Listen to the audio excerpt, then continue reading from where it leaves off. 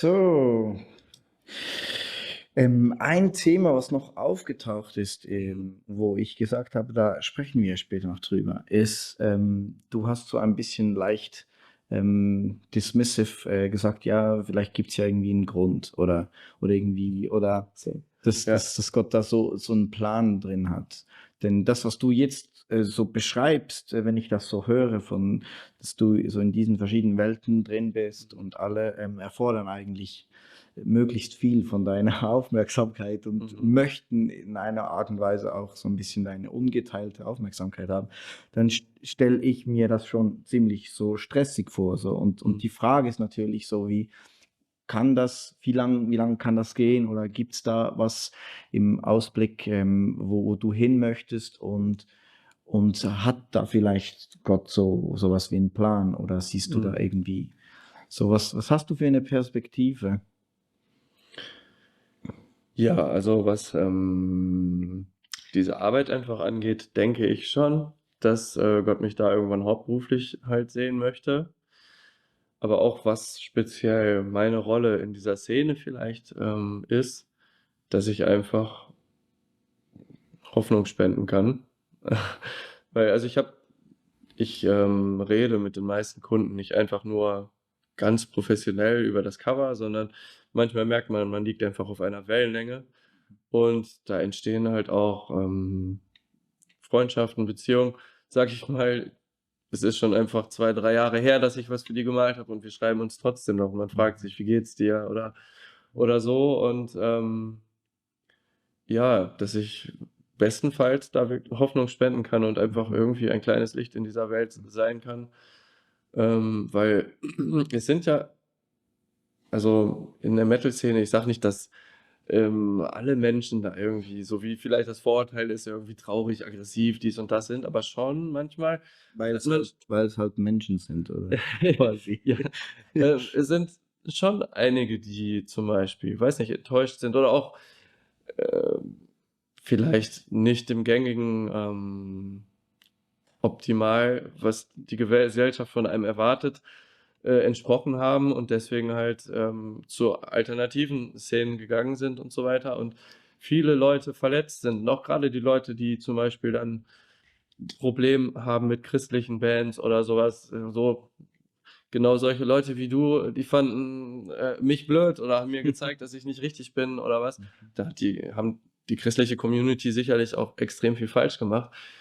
Aber gerade für solche Leute, das klingt jetzt irgendwie degradierend, aber so ist es nicht gemeint. Aber gerade für die Leute, die sich nicht angenommen fühlen, möchte ich auch da sein. Und zwar einfach aus tiefer Liebe und nicht, weil ich jetzt irgendwie sage, das ist mein christlicher Dienst und dann kann ich am Ende des Tages irgendwie einen Haken machen, so, Genau. sondern die wachsen mir halt echt ans Herz. Mhm. Und ja, genau. Mhm. Also das ist schon so, dass du dich wirklich als Teil der Szene auch sehen kannst. So. Ja, Ja. irgendwie schon, ja. Ja. Also ein Bild, was ich jetzt im Kopf habe, was du vor unserem Gespräch erwähnt hast, mit den Kleidern, die du ja auch mit designt hast, Ach so. so. Und Mhm. dann an einem Konzert Leute nebeneinander stehen, alle mit Artwork von dir. Und das finde ich schon so ein spannendes Bild, so, wo ich mir denke, das ist auch etwas, was für uns als Kirche auch in einer Art und Weise irgendwie stehen kann, so wie Menschen, bei denen wir wie etwas mitgetragen oder mitgestaltet Mhm. haben. Vielleicht sind verschiedene Dinge und vielleicht kennen uns die Leute, vielleicht nicht, aber wir sind trotzdem irgendwie präsent, auch wenn wir nicht da sind, weil wir irgendwie mit den Leuten doch irgendwie verbunden sind. Das finde ich schon sehr, sehr schön. Was ist für dich, was wünschst du dir von dieser Szene? Oder anders, diese Szene, was trägt das, was du denkst, das könnte für uns als Kirchen und als Gemeinden interessant sein, was können wir vom Metal lernen und was denkst du, was haben wir als Kirche und als Community dem Metal zu geben?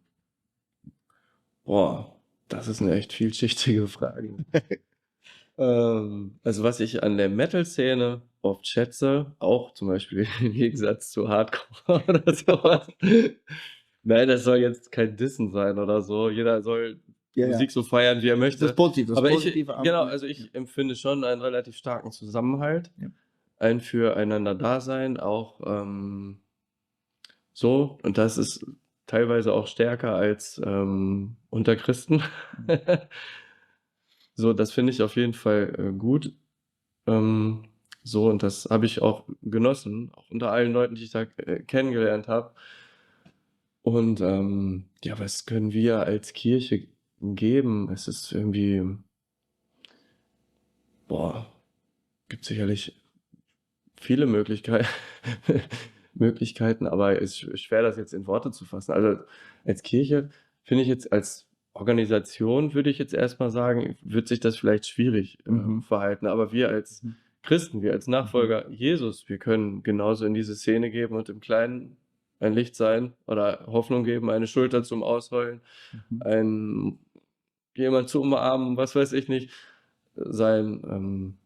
Sicherlich könnten wir vielleicht die Szene auch unterstützen, indem wir, keine Ahnung, Foren schaffen, in dem vernetzt werden kann, in dem vielleicht mit Veranstaltungsorten organisiert werden kann oder sowas. Aber da bin ich jetzt ehrlich gesagt Mhm. überfragt. Also da habe ich so noch nie drüber nachgedacht. Schön. Ich finde es immer so witzig, wenn man mit Leuten spricht. Ich meine, wir haben noch nie zusammen gesprochen Mhm. so. Und dann irgendwie Dinge zu hören, die man selber so gut kennt und dann wieder Dinge zu hören, die man sich so vielleicht gar noch nicht überlegt hat und trotzdem zu wissen, wir sind irgendwie in eine gemeinsame Richtung unterwegs, auch wenn man gar nichts miteinander zu tun hat. So. Mhm. Und für mich ist das so, was ich mir als Kirche in den Szenen vorstelle, so, dass man wie weiß, wir sind irgendwo lose miteinander verbunden, Mhm. aber man ist halt nicht irgendwie alleine da, sondern man trägt irgendwie zusammen. So, das finde ich schon witzig. Eine witzige Sache ist ja, du hast Artwork gemacht für die Free Kings und ich Mhm. habe ja auch mal ein Artwork für die gemacht. Und so, an solchen Sachen finde ich es dann immer so witzig, weil der Metal halt dann durch so Elemente für mich, ich bin ja nicht so Teil, Mhm. und da wird es dann für mich plötzlich so fassbar, dass es eine Community ist und dass Mhm. man einander kennt und einander irgendwie auch unterstützt. So. Ja. Und man freut sich ja, wenn eine neue Band entsteht und denkt, oh, hoffentlich Mhm. bringen die es mal weit und so. Das finde ich schon sehr, sehr cool. Wir kommen, glaube ich, so langsam ein bisschen zum Ende. Mhm. Und du hast einen Song mitgebracht, der quasi an deinem Ende Ja. Du hast gewünscht, dass man den an deiner Beerdigung spielt. Ja. Kannst du das bitte erläutern? Ja, ich habe den gehört vor zig Jahren und dachte einfach, das ist Wahnsinn, was für eine Atmosphäre da aufgebaut wird. Und ich habe irgendwie Ewigkeit gespürt in diesen schönen Parts, weil das einfach für mich, das klingt nach Himmel. Klingt total kitschig, wenn ich das so sage, aber ähm, wenn ich mal ablebe, dann soll das eine hoffnungsvolle Feier sein, keine Trauerfeier. Klar verstehe ich menschlich, dass mich Leute vermissen werden, aber die sollen auch wissen, dass ich da angekommen bin und dass es mir gut geht. Also da angekommen bin, was einfach das Beste ist. Mhm. Und genau dieses spiegelt einfach emotional, also es ist ein Lied ohne Gesang, Mhm. einfach instrumental und das spiegelt das irgendwie für mich wider. Also da sind die Wogen des Alltags, die Wogen des Lebens drinne. So ein Teil, der ein bisschen, ich sag mal, stressiger oder so ist und dann wieder das zum Schluss, was einfach für mich hoffnungsvoll klingt. Und das fand ich, passt total gut zu einer Beerdigung. Findet jetzt vielleicht nicht jeder so, aber Ja. Ich könnte mich nicht entscheiden, was für ein Lied ich da gern hätte, weil es gibt so viele Lieder, die ich so perfekt für Beerdigungen finde. Das ist für mich einfacher, als zu überlegen, was würdest du, keine Ahnung, am anderen Fest oder so. Gut, wir hören von Seventh Avenue, Storm 2.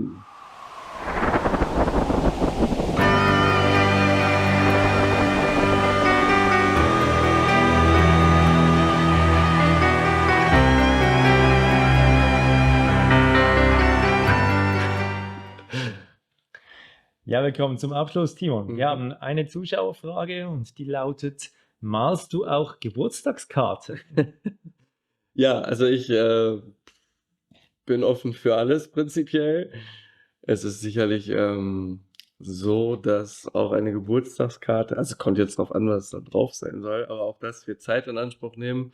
Und alle Zeit, die ich für Artwork aufwende, ist Zeit, die ich meiner Familie und so nicht geben kann. Deswegen muss ich das auch berechnen und so weiter. Und ich weiß nicht, wie viel jemandem eine Geburtstagskarte wert ist in dem Fall. Wenn es jetzt einfach nur zum Beispiel der Name als Logo oder sowas sein soll, dann ist das sicherlich möglich. Aber ansonsten, keine Ahnung. Aber wie gesagt, ich bin offen für alles. Es gibt auch Leute mit einem großen Portemonnaie mit viel Kohle, vielleicht. Ja, dann gerne. Allen unseren Gästen stellen wir zum Schluss eigentlich die gleiche Frage und die ist ja, was denkst du als Gast von außen, was nimmst du wahr von der Metal Church? Wie denkst du darüber? Was nimmst du wahr? Du darfst da auch ganz kritisch uns Saures geben. Einfach, was nimmst du aus der Ferne wahr, was denkst du, wenn du Metal Church siehst oder wahrnimmst?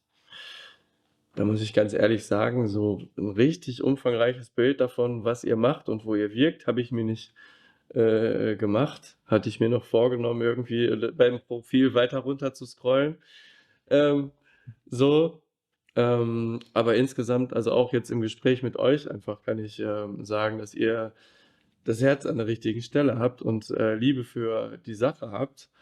Und das sind schon mal die besten Grundvoraussetzungen einfach. Und dass ihr Gottes Reich, das ist auch christianesisch, also dass ihr für Gott etwas machen wollt und das auf jeden Fall zum Segen wird, auch wenn es jetzt zum Beispiel jetzt heute, dass nicht viele Zuschauer da sind oder sowas, auch wenn das vielleicht erstmal so ist, heißt das trotzdem nicht, dass das ja irgendwie nichts, was euch irgendwie zurückwerfen soll, sondern das wird auf jeden Fall für etwas gut sein, auch wenn man jetzt vielleicht die Frucht noch nicht sieht. Ich meine, wir haben ja auch geredet, wie wir uns kennengelernt haben und was das alles schon einfach für Wellen geschlagen hat. Und das ist einfach wunderbar zu sehen, wie verrückt Gottes Wege da oft sind. Und ich wünsche euch da auf jeden Fall weiter Gottes Segen. Und es ist ganz toll, was hier aufgebaut ist.